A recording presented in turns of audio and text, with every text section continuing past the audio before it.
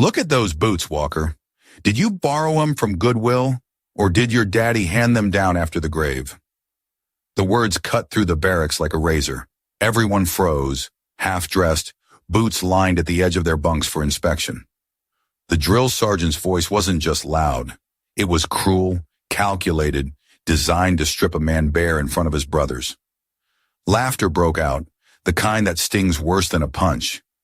Ethan Walker just stood there, hands stiff at his sides, face burning hotter than the Georgia sun.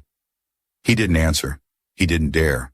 The silence after the insult was suffocating, the kind that told you every eye in the room was waiting to see if you'd break. I thought that was the end of it. Just another insult I'd swallow. But humiliation in the Army doesn't end where the words stop. It follows you, echoes in your boots on the concrete, in the way men look at you at chow, in the way they whisper when they think you can't hear. That morning we were lined up for inspection, boots polished, uniforms pressed, bunks squared away so tight you could bounce a quarter off them. I'd worked twice as hard as anyone, but it didn't matter. Sergeant Hayes had already chosen his target. "Private Walker," he barked, walking right past polished boots and squared away bunks. "Looks like poverty doesn't just smell, it shines. Everyone take a look at private welfare here. This is what happens when charity cases slip through recruiting." The barracks erupted. Some laughed to stay out of Hayes' line of fire. Others smirked because it was easier than standing silent. Ethan said nothing. He stared ahead, jaw clenched, remembering his father's voice from long ago. "Stand tall, son. Don't give them the satisfaction." But inside, he felt the weight of every snicker pressing down on him. Later in the chow hall, the sting came again. He carried his tray, head low, when a body slammed into his shoulder. Food scattered across the floor, mashed potatoes smeared on his boots. Hayes' voice thundered from across the room. "Even in here, Walker's a damn mess. Someone teach this boy how to eat like he belongs in the Army, not a soup kitchen." The laughter came louder this time, echoing off the steel and tile of the mess hall. Ethan bent down, scooping peas and bread from the floor with trembling hands. His face burned, but his eyes stayed cold. Then, something small. Private Ramirez slid his own bread across the table without a word. He didn't laugh. He didn't speak up either. Just one quiet gesture, quick enough not to get noticed by Hayes, but enough that Walker felt it. That tiny act said more than all the noise in the room. It said, "I see you. I know this isn't right." But the injustice didn't stop. Back in the barracks, Hayes kept at it. "You'll never make it, Walker. Army's for men with backbone, not scraps from the factory floor." Hayes didn't know, or maybe he didn't care, that Ethan's father had been a soldier too, one who never came home from his second deployment. Ethan kept that truth locked away in a small box under his bunk, a tarnished medal, the only thing left of his father. No one knew about it, and no one knew that when Ethan's hands shook under pressure, it wasn't weakness. It was rage he'd learned to hide. That night, while others joked and played cards, Ethan sat on his bunk, staring at that medal in his hand. The barracks buzzed with voices and laughter, but he heard none of it. He whispered to himself, "One more day. Just make it through one more day." His father's voice seemed to echo back. "You'll earn your place, not with words, but with grit." The silence around him was heavy. He felt like a ghost in his own platoon, mocked by some, ignored by most, and only barely acknowledged by one. Still, he endured.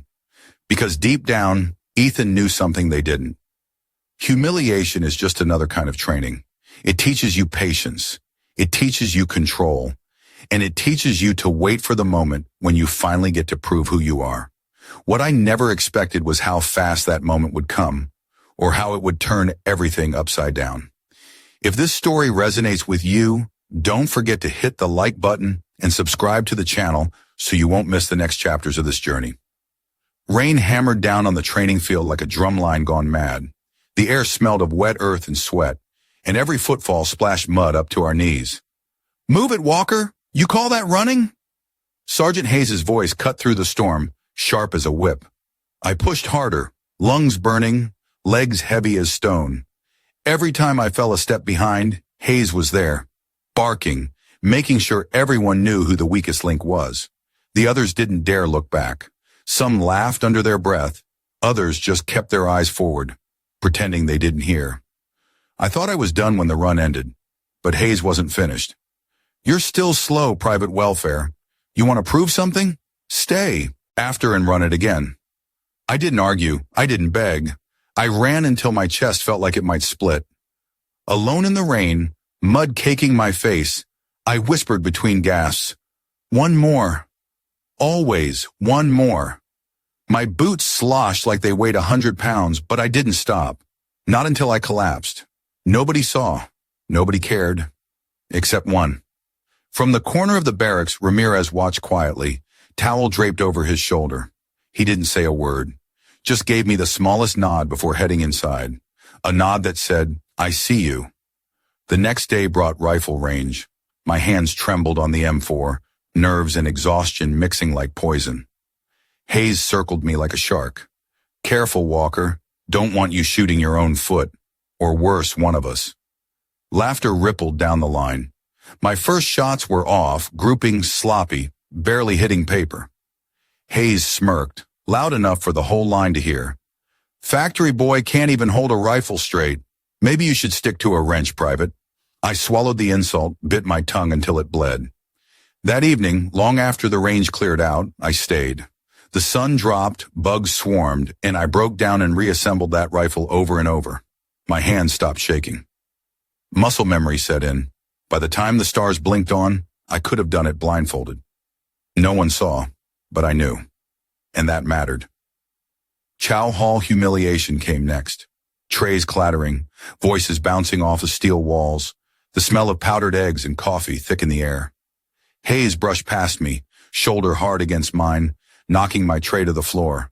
Food splattered across my boots. A few recruits chuckled. "Clumsy welfare kid," Hayes sneered. I bent down, cheeks burning, cleaning scrambled eggs off the floor with napkins while the line kept moving. Then it happened again. That quiet gesture. Ramirez slid half his bread across the table when nobody was looking. No words, just a quick glance. He didn't owe me anything. But in that moment, that bread tasted like dignity. At night, the real punishment began.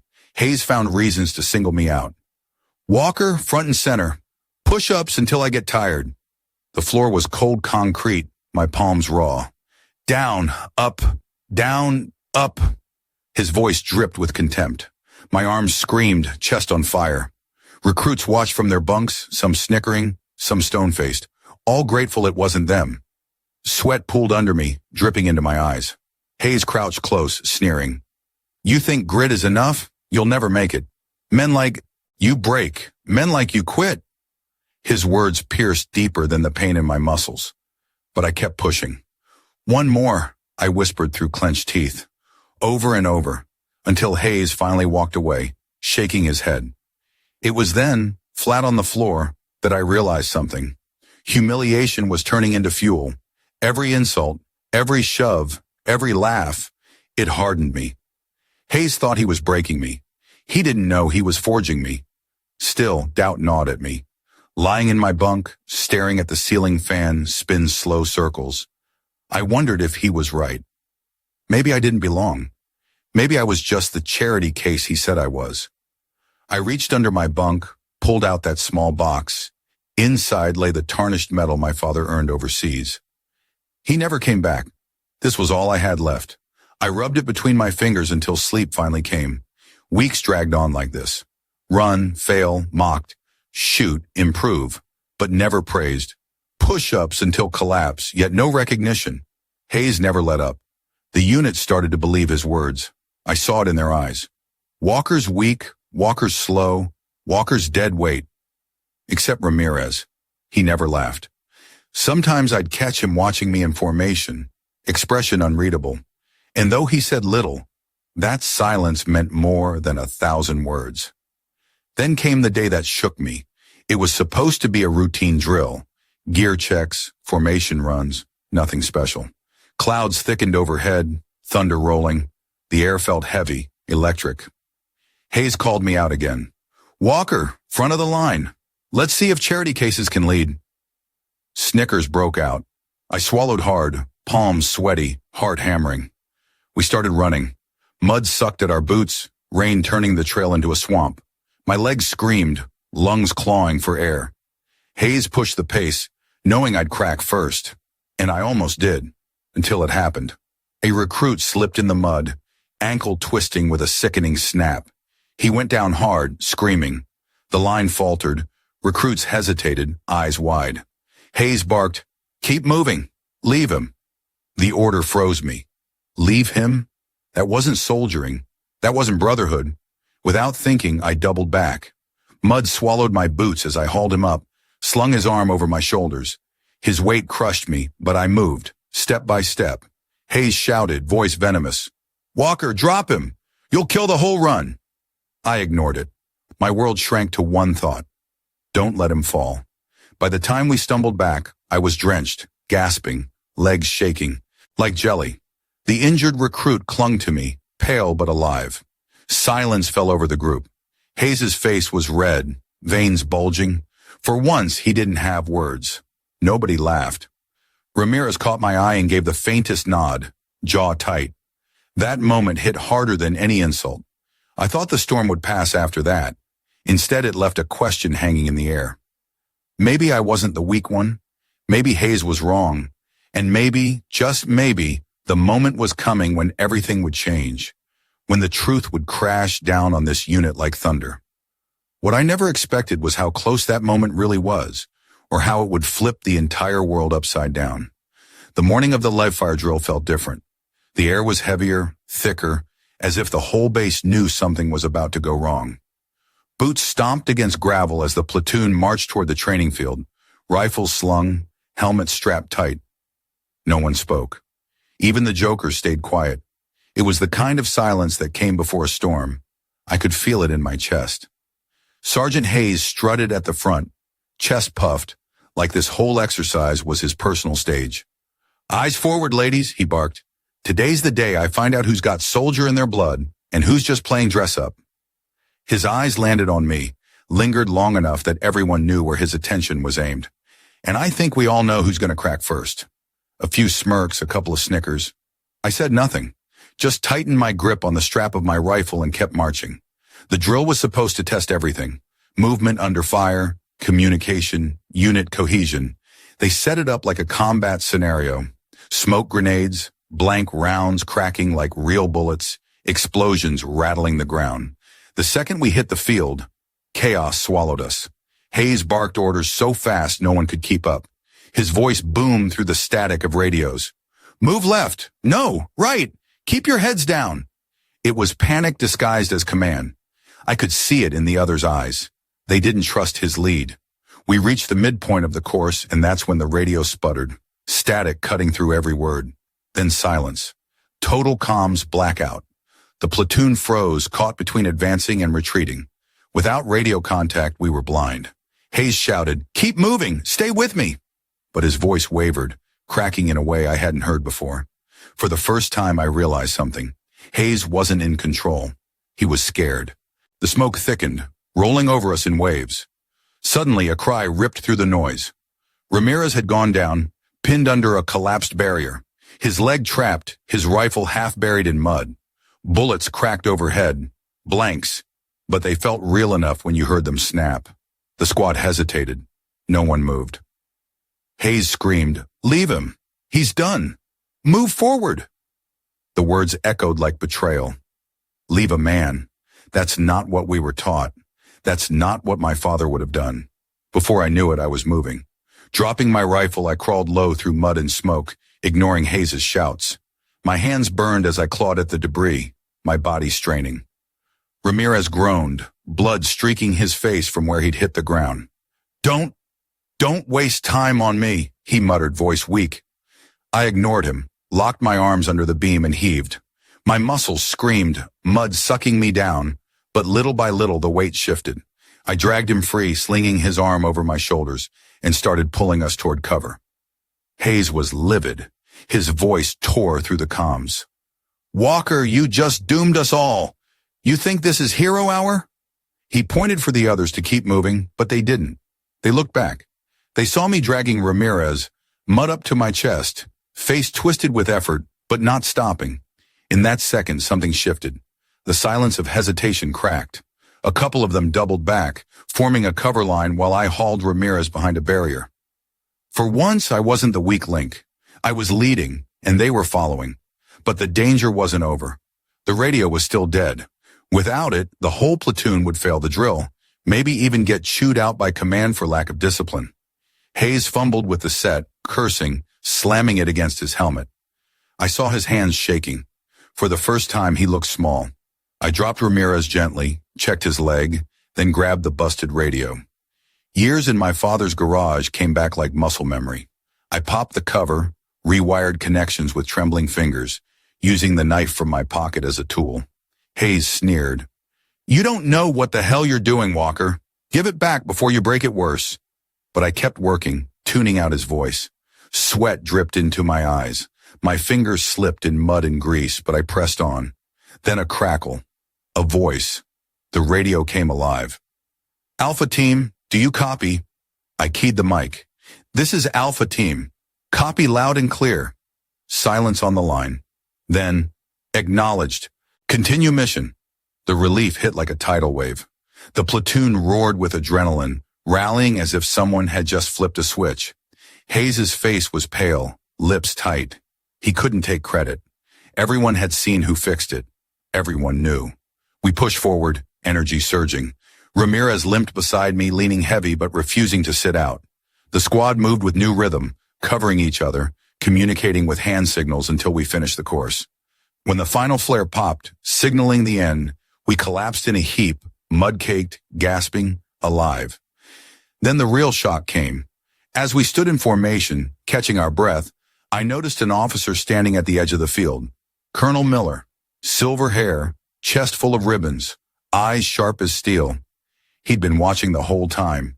Hayes straightened like a statue, barking, "Platoon ready for debrief, sir." But the colonel didn't look at him. He looked at me. He walked forward, boots heavy on gravel.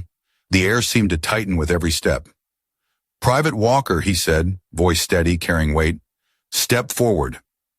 My heart pounded. My boots felt glued to the ground, but I forced myself ahead. Mud dripped down my uniform, sweat burning my eyes. I saluted, stiff, unsure. The colonel studied me for a long moment, his face unreadable. Then he said, "Do you know who I am?" I nodded. Everyone knew Miller. His reputation was legend. "Do you know why I know your name?" That caught me off guard. I shook my head. He leaned closer, his voice low enough for only the front row to hear, but the silence was so thick the whole platoon caught it. "Your father saved my life in Afghanistan, 2008. Night raid went south. I wouldn't be standing here if it weren't for him." The words punched through me. For years I'd carried that medal in silence, never speaking of my father. And here was the colonel confirming it in front of everyone. My throat tightened, but I stood firm. Miller turned slowly, facing the entire platoon. His voice boomed now, sharp and final. "I watched this exercise. I saw panic. I saw hesitation. And I saw one man who did not quit, who dragged his brother out of the mud, who fixed what was broken when others froze. That's soldiering. That's leadership. Private Walker showed today what some of you still haven't learned." The platoon shifted uncomfortably. Eyes darted away. Hayes' face drained of color. He looked like a man whose power had just been ripped from him. The colonel's gaze locked on Hayes. "And you? You told them to leave a man behind." The silence was brutal. Hayes tried to speak, stammering, "Sir, I was keeping the mission moving." But Miller cut him off. "A mission without men is nothing. You don't abandon your own. Not ever." The field was dead quiet. Even the wind seemed to stop. Hayes lowered his eyes, jaw tight, exposed. For once, his words failed him. Then the colonel turned back to me. "Private Walker, your father would be proud. Today you earned more than your place here. You earned respect." My chest ached. I wanted to speak, but words stuck in my throat. I only nodded, standing straighter than I ever had.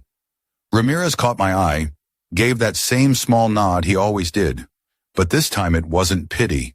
It was respect. That day everything shifted. Hayes's voice no longer carried the same weight. The platoon looked at me differently, not as the charity case, not as the weak link, but as one of their own.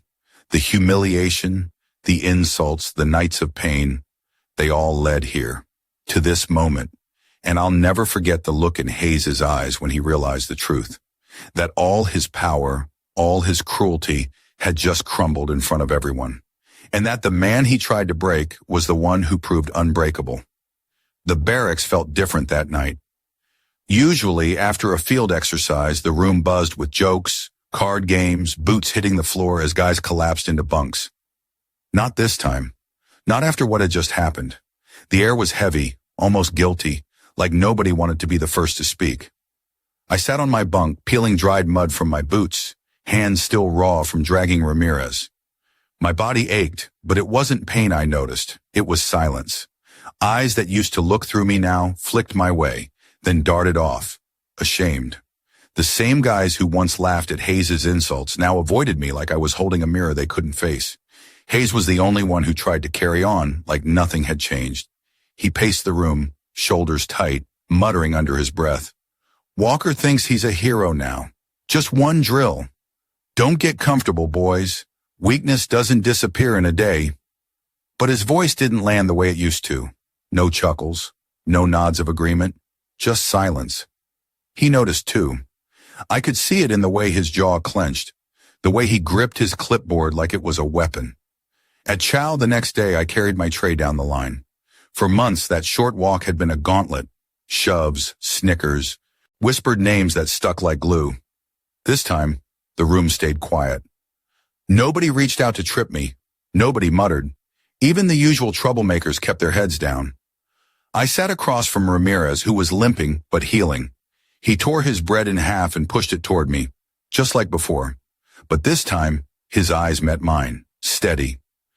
You saved my ass out there, he said. His voice was low, but it carried weight. Don't forget that. For the first time, there was no pity in his tone, just respect. Still, Hayes wasn't finished. He cornered me outside the armory, voice sharp, eyes darting to make sure no officers were around. You think you embarrassed me out there? You think one stunt makes you something you're not? He jabbed a finger into my chest. You're still the charity case, the pity project. Don't forget who's in charge here. I held his gaze. For the first time, I didn't look away. I didn't speak either, just stared back until his hand dropped. The silence between us said everything. He couldn't rattle me anymore, and he knew it. Later that week, the platoon stood in formation on the parade ground. Colonel Miller walked the line, his shadow stretching long in the evening light. His words still echoed from the drill. You don't abandon your own, not ever. Everyone had heard it, everyone had felt it, and now, standing shoulder to shoulder, we all knew the meaning had shifted. Hayes's authority wasn't what it once was. His bark had lost its bite. Miller stopped in front of me. My heart pounded against my ribs, but I stood tall, eyes forward. He looked me over, then spoke so the whole line could hear. Private Walker, he said, yesterday you showed courage. Today you show composure. That is what this uniform demands. His eyes swept the formation, daring anyone to challenge it. No one did. Hayes stood stiff, but his face was pale. That night in the barracks, the shift became impossible to ignore. Guys who once laughed at me now asked quiet questions. How'd you fix that radio? What was it like, carrying Ramirez under fire? They weren't mocking anymore. They wanted to know. They wanted to understand. I kept my answers short. I wasn't chasing their approval. But their tone told me everything. The wall between us was crumbling. Hayes tried one last time to reassert himself. During evening drills, he barked louder than ever, pushing us through push-ups until arms gave out, runs until lungs burned. But his insults fell flat. When he called me welfare boy, no one laughed. The silence was louder than any cheer. I caught the look in his eyes, panic disguised as fury. He realized he was standing alone. The climax came 2 days later during a company inspection. Officers moved through the barracks, checking bunks, gear, and uniforms. Hayes hovered close, desperate to catch me slip. When they reached my rack, he smirked. Better make sure Walker didn't forget to tuck in his blanket like a good little factory boy. He yanked at my sheets, expecting disorder. Instead, the quarter bounced high. Perfect. The officer nodded with approval. Hayes' smirk faltered, but he tried again. Check his rifle, sir. Bet you'll find it filthy. The officer took my weapon, ran a white glove through the barrel, clean as glass. He handed it back without a word, and then the colonel appeared. He didn't look at anyone else, just me, then Hayes. I've been watching, Miller said, his voice low but sharp. Watching who builds and who tears down, who stands up and who hides behind rank. His eyes drilled into Hayes. Respect isn't taken, it's earned, and some of you, he paused, have earned none. The words landed like artillery. The platoon shifted, boots scraping as heads turned toward Hayes. He didn't move, didn't speak. His authority cracked right there, shattered in front of everyone. When inspection ended, the room buzzed quietly. Not with laughter, not with ridicule, with something heavier. Hayes slumped at his desk, no longer pacing, no longer sneering. For the first time, he looked small. Ramirez came over, slapped me lightly on the shoulder. Guess you finally shut him up, he said with a half smile. It wasn't a joke. It was acknowledgement. That night, lying on my bunk, I stared at the metal tucked under my pillow. For months, it had been my secret, my reminder of who I wanted to be. Now I realized I didn't need to hide it anymore. I'd started to earn my own way, not as my father's son, but as Private Ethan Walker. And the sweetest part? The same platoon that once mocked me now watched me differently. Not as weak, not as welfare boy, as one of them. Hayes would never admit it, but deep down, he knew the truth. The man he tried to break had become the man he could no longer control. And in the Army, that kind of shift changes everything. The barracks were quiet, the kind of quiet that only comes after weeks of noise. Boots lined up sharp against the wall, bunks squared away, uniforms folded like they were cut with a blade. Guys whispered in corners, polishing gear or scribbling letters home. I sat on my bunk with that small box in my lap, the one I'd kept hidden since day one. My father's medal rested inside, tarnished, edges worn smooth. I turned it over in my hand, wondering if I'd finally started to earn the right to carry it. Ramirez slid onto the bunk across from me, his limp still noticeable, but healing fast. He glanced at the medal, then back at me. That his? He asked softly. I nodded. He carried it through 2 tours, I said. Saved Colonel Miller's life on one of them. Never made it back from the second. My throat tightened, but I forced the words out. Ramirez didn't look away. He just nodded slow, then lifted his hand in a salute. Not stiff, not for show. Real, quiet, respect. In that moment, I realized he wasn't just my silent ally anymore.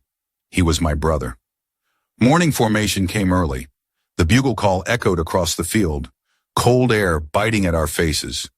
We stood shoulder to shoulder, rifles at our sides, waiting for roll call. Colonel Miller stepped out, eyes scanning the line. His gaze stopped on me for half a second. No speech, no grand gesture, just a firm nod. And in the Army, that nod meant everything. Hayes stood 2 rows down, shoulders slumped, jaw tight. He didn't bark anymore. He didn't smirk. He looked smaller, like the weight of his own failure had finally crushed him. Nobody said it out loud, but everyone felt it. His power was gone. After formation, the platoon drifted back toward the barracks. Ramirez walked beside me, quiet as always. Finally, he said, "Funny how it turns out. You were the one we all counted out. Now you're the one we'd follow." His words hit harder than any order, because they weren't about drills or inspections. They were about trust. That night, I tucked the medal back under my pillow, but this time it felt different. For months, it had been a reminder of a legacy I thought I could never live up to. Now it was a promise, a weight I was ready to carry, not because of who my father was, but because of who I was becoming. I whispered into the dark, "I'll earn it again, my way." And for the first time since I'd arrived, I believed it. Outside, the flag flapped hard against the night wind. Reveille would sound again in a few hours, and we'd wake to another day of sweat, drills, and discipline.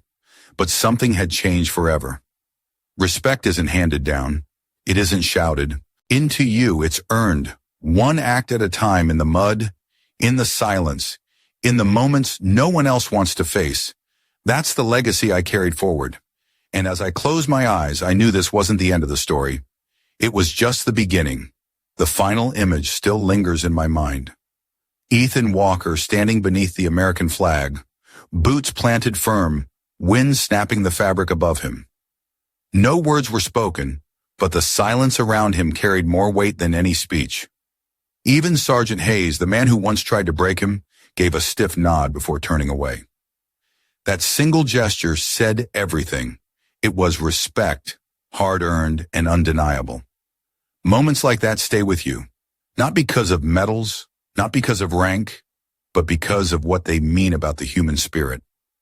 Walker's journey was never about proving himself with fancy words or begging for approval.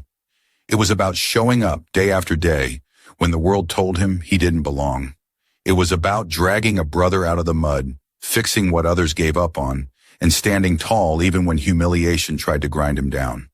In the end, actions spoke louder than words, just like they always do.